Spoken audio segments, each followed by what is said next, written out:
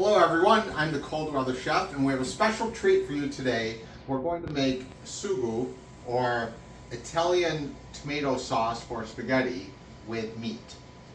It's a wonderful season because it's tomato season in New York State. Sometimes in the winter months we don't have the luxury of having fresh tomatoes, so I'm going to tell you a little bit about what happens most of the year, or for people that don't can their own tomatoes. We would go to the store and basically make an Italian red sauce with tomato puree, possibly tomato paste. But we don't need to do any of that today because, as I've stated, it's tomato season. So I have gone to the farmer's market and purchased a boatload of tomatoes, and we're going to make fresh tomato sauce.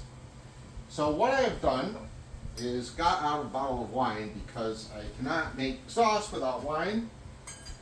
Oh, well, perhaps we need to open the wine bottle. This is a lovely Cabernet from California, a Simi. I've had it before. It's a great wine to drink while you're cooking. Or just enjoy it anytime. So, what we would do is take a tomato and I would core it, and I want to take the skins off of these tomatoes. Taking a skin off of a raw tomato is very difficult. So we would core it like so,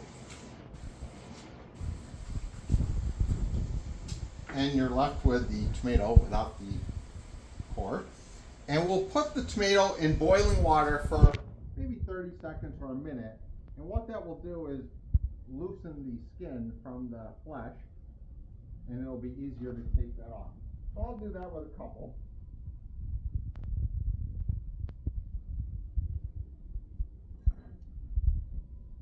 Alright, and while those are getting nice and hot in the boiling water, I've already done a couple to show you how this works. These tomatoes have been cored and been put in the boiling water, and you can see it looks the same, but now if I use my fingernail, the skin comes off extremely easily.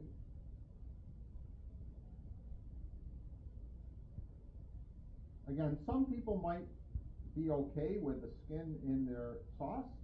I'm not one of those people. And now I have a skinned tomato.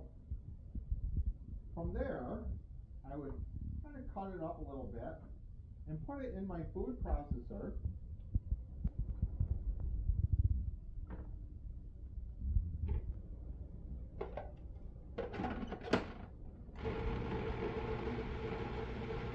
And I would let that go for quite a long time because the seeds are still in the tomatoes, so the food processor will eventually chop up the seeds. And I will do this over and over again until I get a sizable amount of broken down tomatoes, which will then be cooked into sauce. So we're going to stop right here until I can break down most of these tomatoes over here, and we'll pick up again once we're ready to start cooking them. So stay tuned. It's going to be an exciting long day. Go. We're back with the Cold Weather Chef, and it's been a lot of effort. I've broken down all the tomatoes, so these tomatoes have been boiled for approximately 30 seconds to a minute so I can take the skins off. I put them in the food processor, and I've put them in a temporary pot because I really want to put them in the final cooking pot. But first, before I put them in, you have to saute onions and garlic, which we'll start right this second.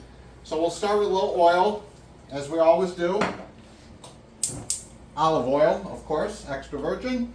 We'll throw in our onions, and we'll let them saute a little bit before the garlic. The garlic will burn if you stick them in, if you stick it in too soon. In the meantime, I want to let you know that I still have an 8-quart basket of tomatoes. So it took me about 8 quarts to make one batch of sauce, which will probably feed 6-8 people. so I can do the same thing tomorrow when I make more sauce.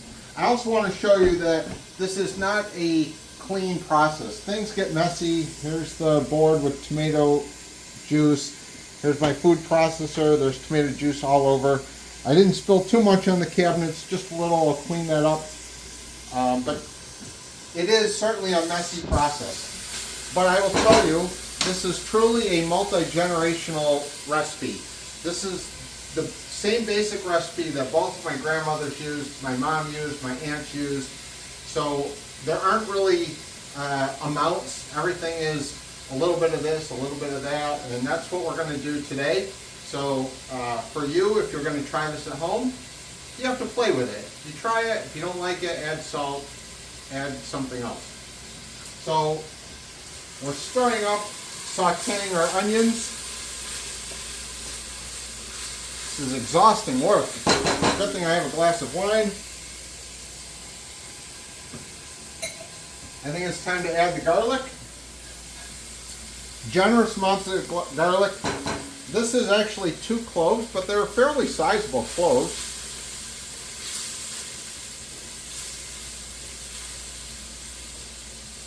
This will fry up nicely.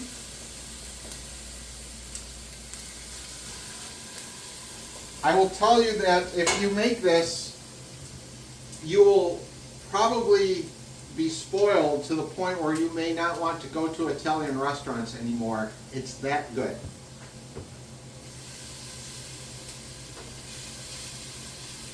All right, so I think our onion and garlic is sauteed a little bit. Now we're going to take our temporary pot of tomatoes and put them in the cooking pot. As I said, this is a messy process, so we'll see what happens.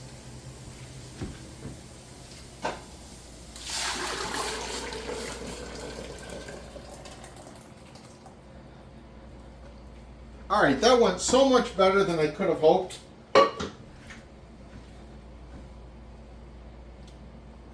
So basically, this is going to take, I'll say, about 3 hours to cook down. So I'm going to leave it here for a minute and let it cook for maybe an hour.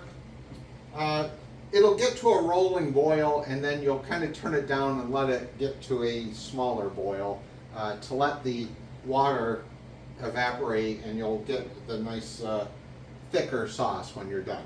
So let's leave it right here, and we'll come back and we'll assemble this a little more.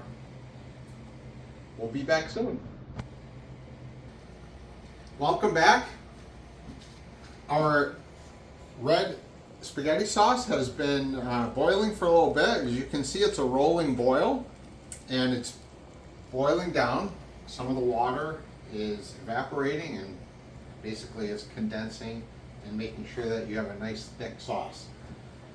That's the initial stage of it. We are also going to add meat to this sauce. So these are meatballs that I made previously.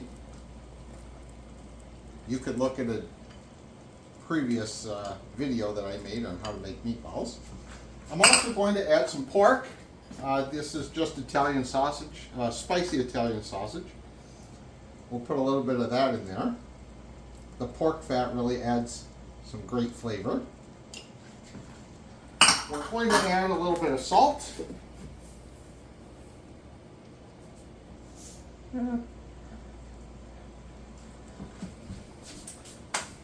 Do not add sugar. Sugar does not go in sauce. And we're going to add some oregano.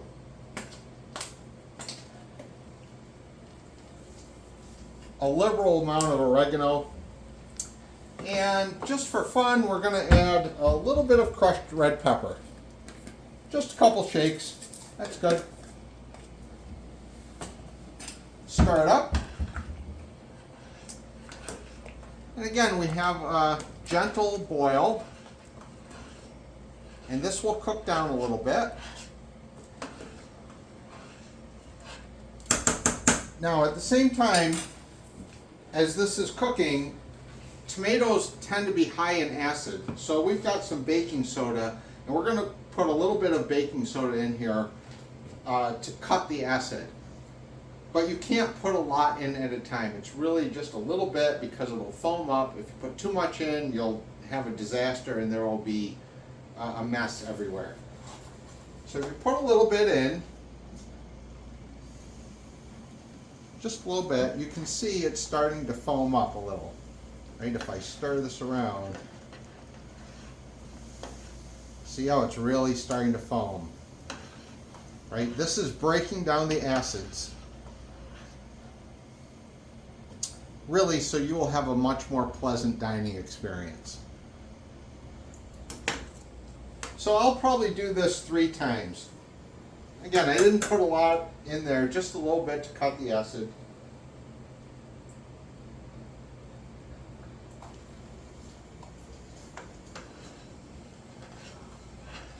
And I'll wait till these bubbles die down and add the 3rd little bit.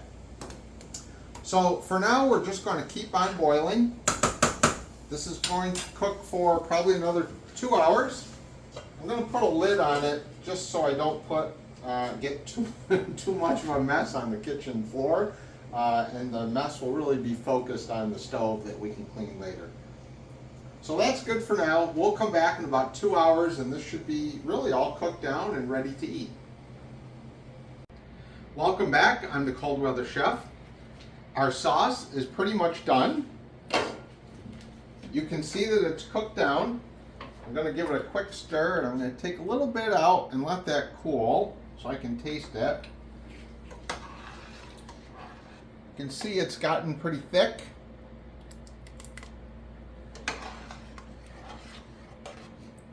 The aroma is absolutely amazing. Let's give this a quick little try. Yes, it's absolutely perfect. This will be a feature on any pasta that you choose to make, and add a meatball and a sausage, and it's quite a meal for any Sunday afternoon.